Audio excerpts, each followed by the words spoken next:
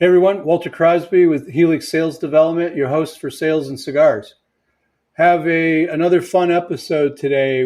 Richard from One Call Closers, a real sales guy, a guy that's built a business around closers. We have a great conversation about what he looks for, the 5 things that he looks for in a closer, in a great salesperson. And then we talk a little bit about this university that he's building to help somebody. So if it doesn't matter if you're a mechanic, a stay-at-home mom or dad, a bug sprayer guy. This is one of the examples he gave. They can bring you into their organization, teach you, certify you to be a closer, and then offer you a position that will get you 6 figures a year. And you don't have to do anything other than to join the university. There's a small fee for that, but you don't have to have credentials. You don't have to be a college graduate. You could just decide you want to do something different. You want some freedom because you can do this from anywhere in the world with a computer and an internet connection. So go grab a cocktail, go grab a cigar, strap in for another great episode of Sales and Cigars.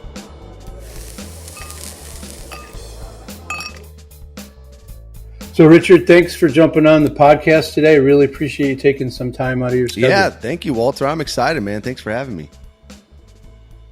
You do a lot of these? No, I don't. No. I'm trying to get into being a guest on podcasts, and I'm kind of just wondering what it's like to be on the other side.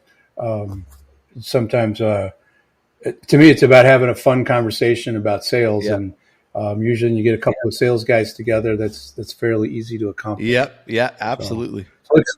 So let's jump in. When you're looking for, I think you call them closers, but when you're looking for that top sales type person, what is it? What's your process, or what is it you're looking for? Can you kind of shed some light on what that looks like? Yeah, absolutely. So, our line of sales is relatively, I guess, unique, Walter, because we're closers, right? So by the time we get somebody on the phone, they've kind of been vetted already. So they've gone through an application process. We know that they're interested in what we're selling. And so it's our job as a closer to close the deal. And I would say 70% of our sales are one call closes. And happens within about a 30-minute conversation, and we're selling anywhere from $5,000 products up to $50,000 products, right? All over the phone. And so the crazy part, man, is we've taken literally people that have never been in sales and we've turned them into closers. I mean, we've had mechanics, we've had bug sprayers, we have nurses, stay-at-home moms, and I always say there's 5 things that I have. Wait. You turn a bug sprayer into a closer. Yeah, I love it.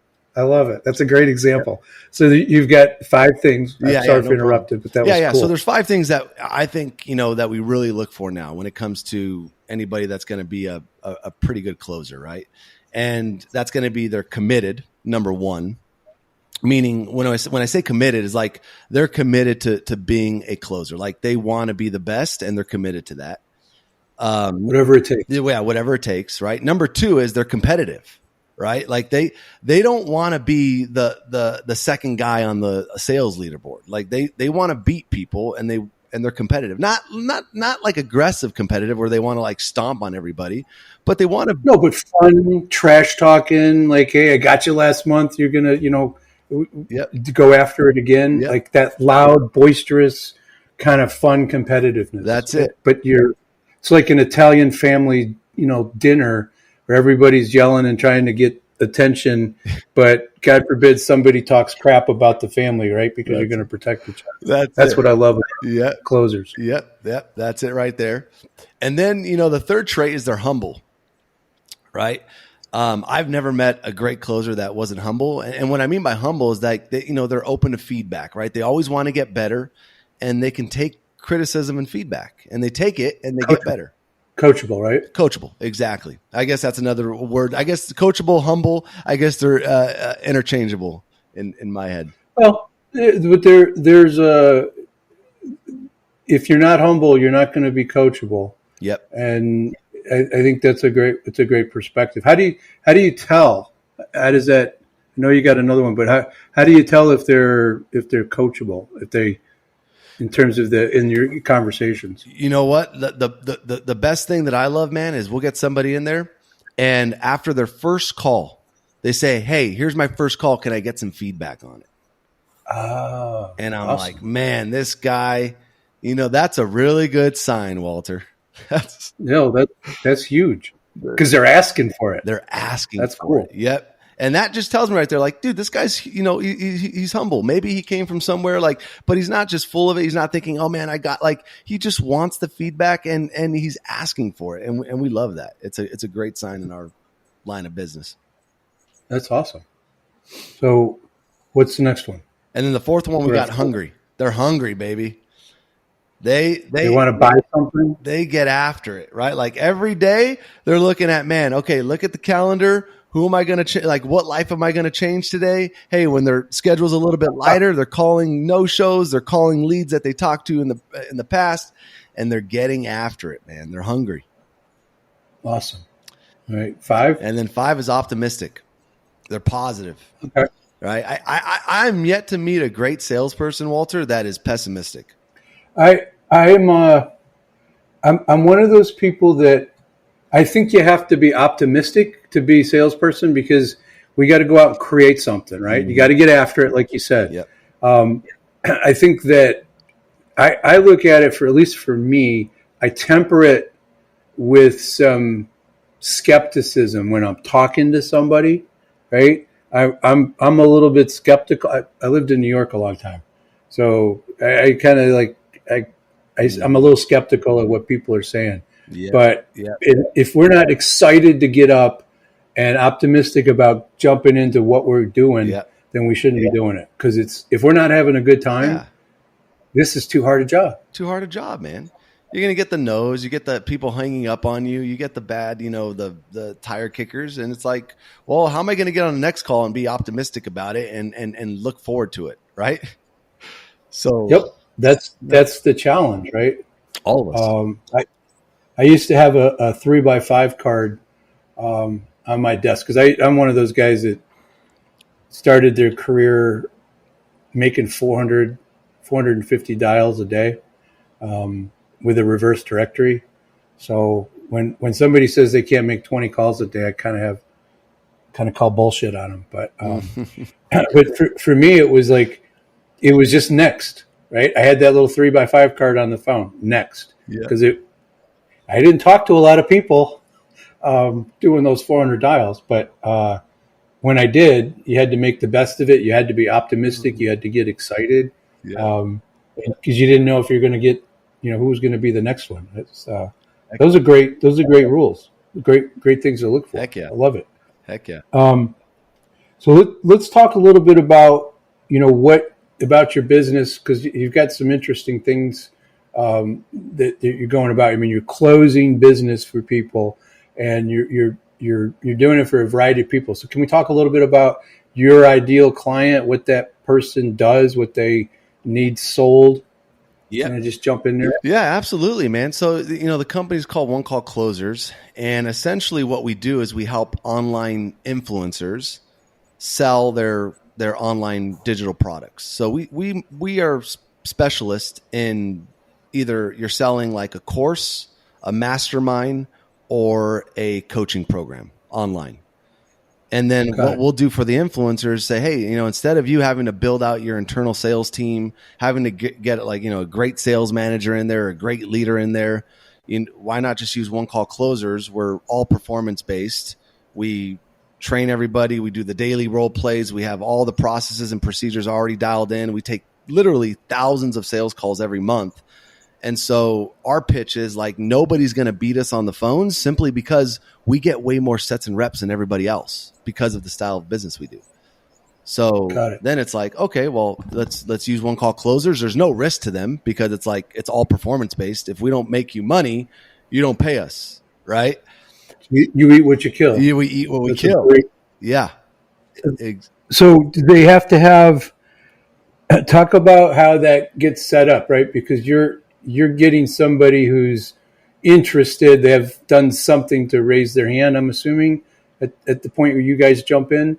So is there some kind of inbound stuff that's going on, a funnel, a ladder or something? Yeah, heck yeah, man.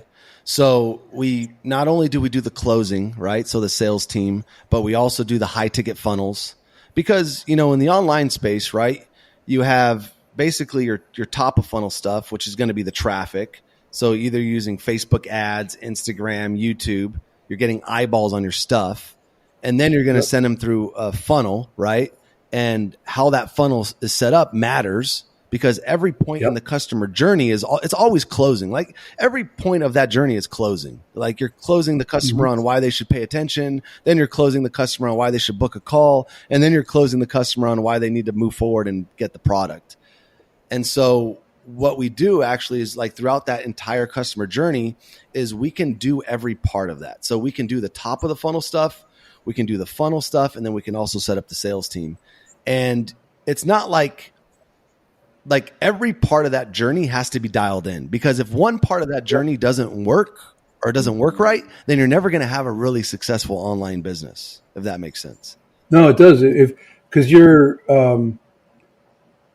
if you're not engaging them properly, and so many people do it poorly, yes, where it's kind of, for lack of a better word, schlocky. Yeah. But if you're not adding them value, you're not helping them see where there's an upside to this next step in that funnel, then you're not closing and you're wasting everybody's time and resources. 100%. So you can help them create those funnels and then take them all the way through and close them on a mastermind, a coaching program, or whatever is that bigger ticket item at the end. That's it. Yes, sir. And the way I describe us is really we're an acquisition company. So we're a performance-based acquisition company.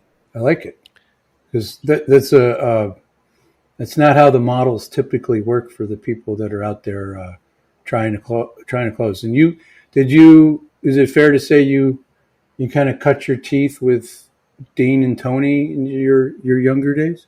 Is that fair? What do you mean by that? What do you mean by that? You learned the business. I mean, because you're doing it right. If you're the success that you're having, you have to be modeling, right? Well, that's exactly right. Yep. And I got started. So my mentor, the guy that got me started in this line of business, his name is Bedros Keuilian. And so, there's a whole story that goes into how I met that guy or, whatnot. But he's the one that got me started in the space. And at the time he was selling a lot of coaching programs, masterminds, all these things online. I ended up working for him and I didn't even know he was going to put me into sales. I just knew I wanted to be around this guy. And he's like, hey man, why don't you come work for me? I was like, okay, great. Let's do it. And then he got me into sales. And as I kind of learned, the high ticket space, because that's all he sold was high ticket stuff. I got to learn like, oh, this is what the funnels look like. Oh, this is how you close people in like one call. Oh, this is how the marketing's ran. And I took all that experience that I got from that. And then that's when I ventured out and then eventually started One Call Closers. But like, yeah, to your point, Walter, is like I had to learn the business. And I was just fortunate to learn the business from somebody that was doing it at a very high level. And so I was able to transfer that knowledge into what we do now, essentially. And those guys that are like those mentors or for younger people, I think at least the ones I've run into that have helped me, they get really jazzed and excited when they see one of their people that they've worked with go be successful for themselves on their own. And they really, because it's sort of a validation for themselves. And then just being known that you help somebody get someplace and build something. I mean, you built a big company that's helping a lot of people, including not just your employees, but everybody associated with that. Yeah. I mean, that's got to make you proud. It's got to make everybody that's been associated with you proud. I mean, that's part of the juice, I think, of what we do. There's no doubt about it. Yep. You're spot on, man. So let's talk a little bit about the closers. You had mentioned that there was you were creating a university, a way to build your own closers or train your own people. Can you talk a little bit about that? Because that seems pretty exciting. Yeah. So, I don't think so. One thing I don't think people realize in like the e-learning space, which is the space that I'm in, right? Like knowledge, people consuming information online. I mean, that space right now, Walter, is growing like wildfire. Like billions of dollars, right? billion. And Billions by of 2030, they project the e-learning space to be over $1 trillion industry. Yeah. And so it's growing like wildfire. And so what that means, you know, because of the growth, there's massive opportunity in that space. And with more people than ever selling courses, products, information online, well, guess what they need? They need somebody to sell those products, right?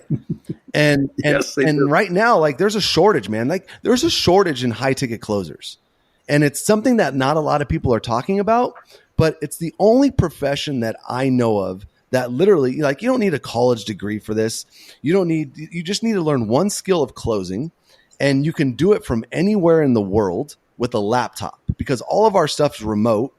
All you need is Zoom. We do Zoom calls, and you can make $10,000 to $30,000 a month from anywhere in the world with just a laptop. Yep. An internet connection, just sitting there, having fun, talking to people, earn a great living. Making a great living. And guess what? There's no cold calling in what we do, right? We don't do cold calls. We don't go and farm for our own leads like a typical sales job. Like every day you wake up and you have like warm leads on your calendar, right?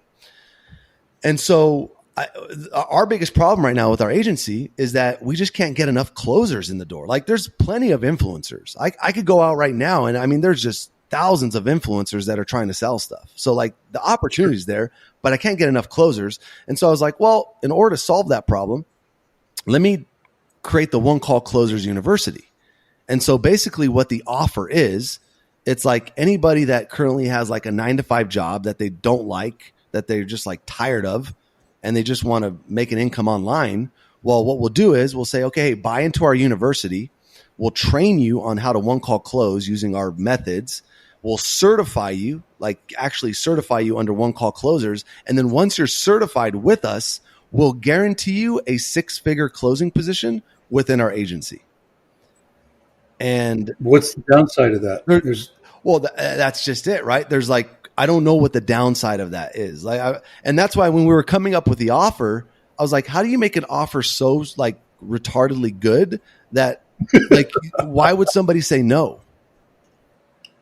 Well, right. And there's so many people, disenfranchised isn't the right word, but unhappy with their role. Yeah. And they want some freedom they know they got to work, right? There's probably some people that don't think that they have to work, but the people that want to hustle, the people that are optimistic, the people that are humble, the people that want to go earn a living, those people can come learn how to close properly through your university. Yeah. And then they could go do this for somebody else. They could go do this for themselves. They could go do it.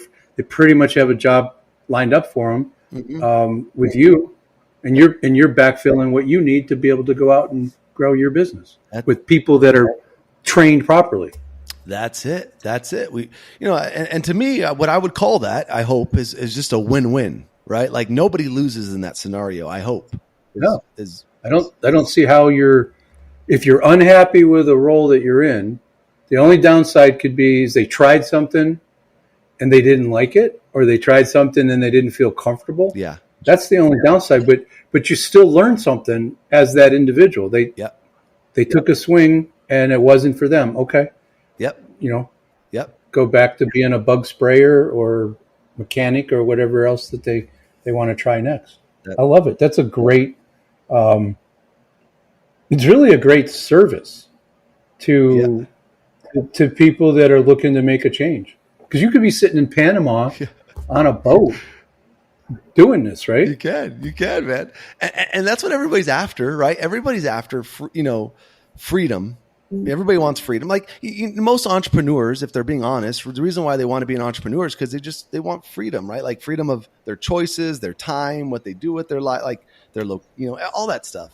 And so whatever freedom means to them, but freedom's an important word for those. Like that's who the people that I want to work with is that entrepreneur that's trying to double their company in 3 years. There you go. Not really sure how to do it, but they want it because I'm looking for that word. I'm looking for that word freedom. I want to be able to do what I want to do when I want to do it. When I want to right? do it. Yep. And that's it's really what you're offering people without the college education, without the bullshit stuff that everybody's told they got to do. That's it. Along the way. That's it, man. And I got a bachelor's degree and I went to college and I'm like, man, yeah. Why? Not a big fan of college. Even though I got my degree, I still feel like it was one of the dumbest things I did. But, but to Walter, to that point, where do you go to learn sales? Like, there's no college for sales. There's a couple of programs in different schools, but nothing. It's all going to be theory. It's like getting an MBA. Yeah, it's theory, right? And what you're going to do is teach somebody a very specific skill, and you're going to teach them how to do it in the real world. Yep. Practical knowledge, not just like the theory of what physics are. I went to school probably a few years before you did, and I put myself through school when you could, right? Because now that's next to impossible for the cost of it. Oh, it's crazy. And what I took out of it was how to get what I wanted out of an institution, how to get along with other people that I had never dealt with before, right? I learned that kind of practical stuff, how to take care of myself, how to balance a checkbook, how to do my own laundry, right? Yeah. I mean, that's what I learned. And, I got an economics degree. So, yeah, I can read the Wall Street Journal and I understand we're in a recession, despite what anybody else says. Yeah. And I know, interest rates and all that, but I'm not an economist. Yeah. Right. And so when I got out of school, somebody asked me like, hey, what is it you're going to do? I didn't have a really clear, good answer. So that's you and everybody else. Like a lot of us, we go into sales because there's a bit of a personality. There's a pretty low freaking bar to get in. But I didn't have somebody, willing to train me to be that closer. My training was, hey, there's a desk over there. Go grab that chair and we'll get you a phone. Yeah, I'll get you a phone. That was my training. Repetition, baby. And yeah, and School of Hard Knocks, all that stuff. And I did it in a city that wasn't very forgiving. Jeez. That's a really great story. I love how big's the company? So right now we have about 38 closers that close right now currently. Cool. And what do you need? Where do you need to be where you're to hit your next set of goals?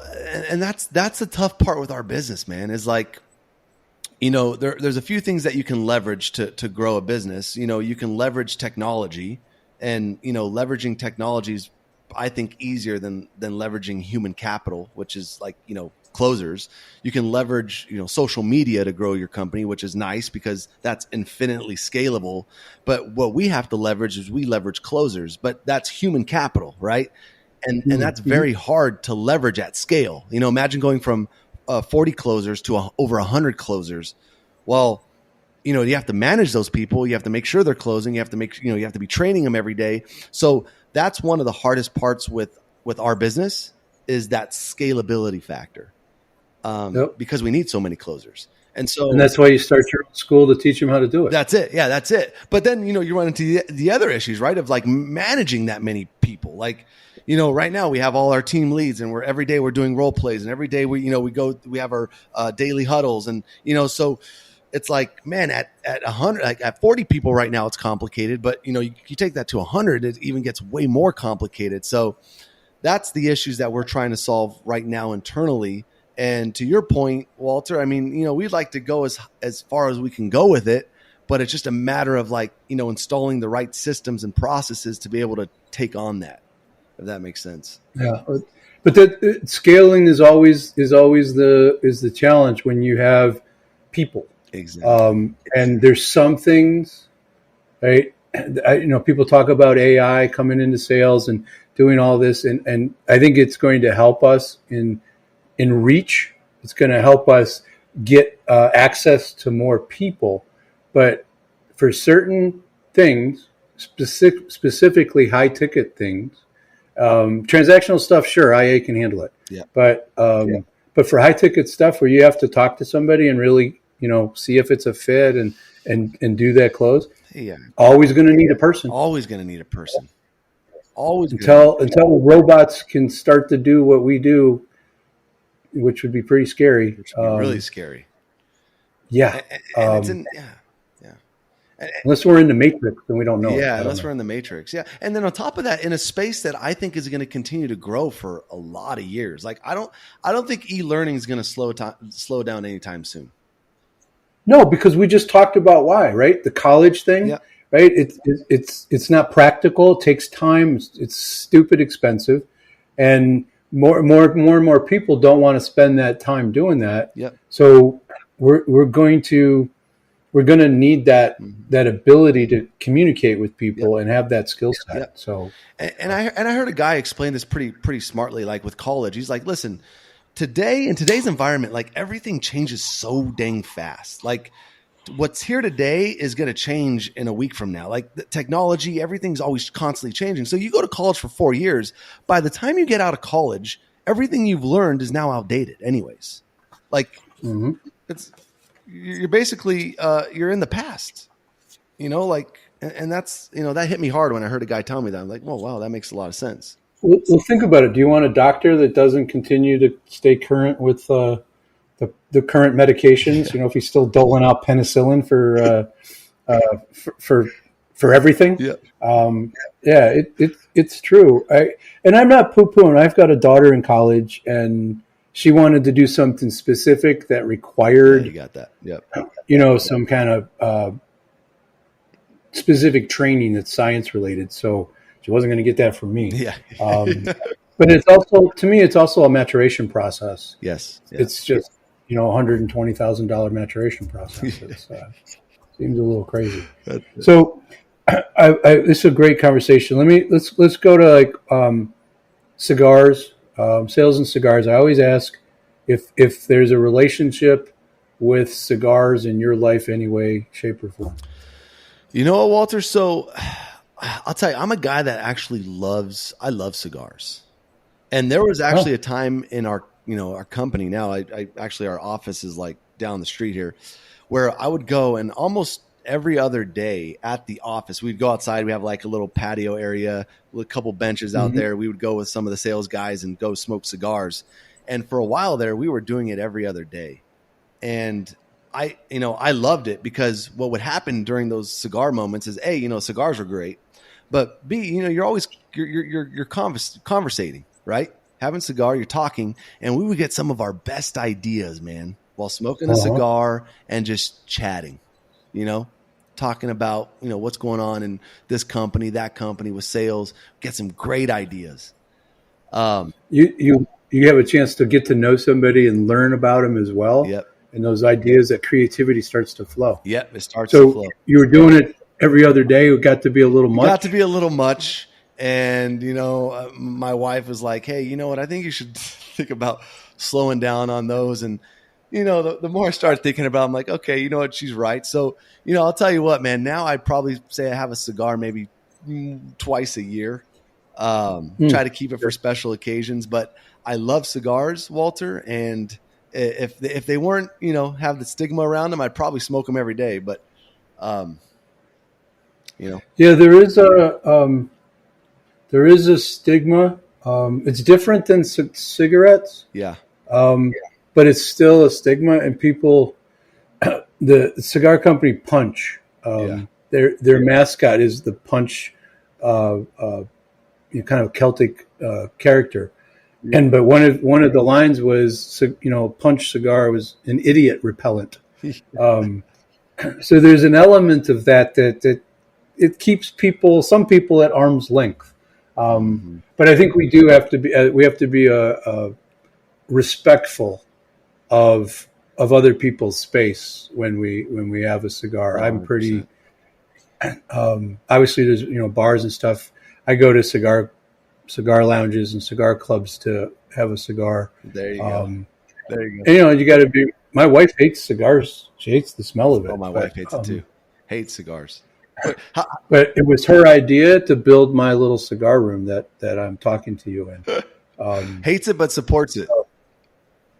Well, she knew it wasn't going to go away. So, you have this barn, just go build the room out there. And, I won't tell her this all the time, but she's off more often than not right. And it's worked out really well for me. How long have you been smoking cigars, Walter? How many years? It's been about 18 and a half years. Wow, there you go. I started on a golf course. Oh, there you go. A buddy of mine was a really good golfer. He was like a 6 handicap, and I was, let's just say he was giving me 20 strokes aside and still winning.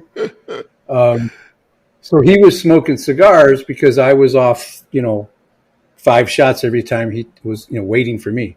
So he would have a cigar. And to this day, if I have a Rocky Patel 1992, I think of Greg because that's what he started smoking. So I started bringing him because he was really patient, with somebody that was such a terrible golfer. Eventually he only gave me 10 strokes. So, yeah, eventually gave me 10 strokes. But I started on a golf course, and it's been, wow. To me, it's something, what you said about sitting with some guys and having conversations and ideas flowed. Yep. To me, that's where the creativity comes. Yep. And sometimes I just need to be like, I need to occupy my hands so my brain can kind of just relax and go someplace. Mm-hmm. So I usually sitting with one of my journals a couple of times a week, and I have what I call a contemplative cigar. Oh, there you go. And it's just me thinking about what problems I'm trying to solve. And there's some really good stuff comes out of that. And I just attribute it to the cigar. But that's all. All right, man. Very cool. I think this was a great conversation. I really appreciate you jumping on. Anything else that I'll have your website, your email, your social media in the show notes. Anything else you want to share with the audience before we jump off? You know what, Walter? I think that's it, man. Thanks for having me on, Walter. This was great. And if you're not in closing already, I would say, man, explore it, right? Like it's an awesome profession, and you can make as much money as you want. As you know, Walter, right? It's a great profession, man. So yeah. That's what I would leave the audience with. I love it. That's it is. I think a great profession because we actually help people when we do this right. We're actually helping people. That's it. So, that's it. Cool. All right, man. Thank you. Thank you for listening to Sales and Cigars with Walter Crosby of Helix Sales Development. For more on sales and cigars, remember to like, share, and subscribe. Sales and Cigars, produced by thepodcastproshop.com.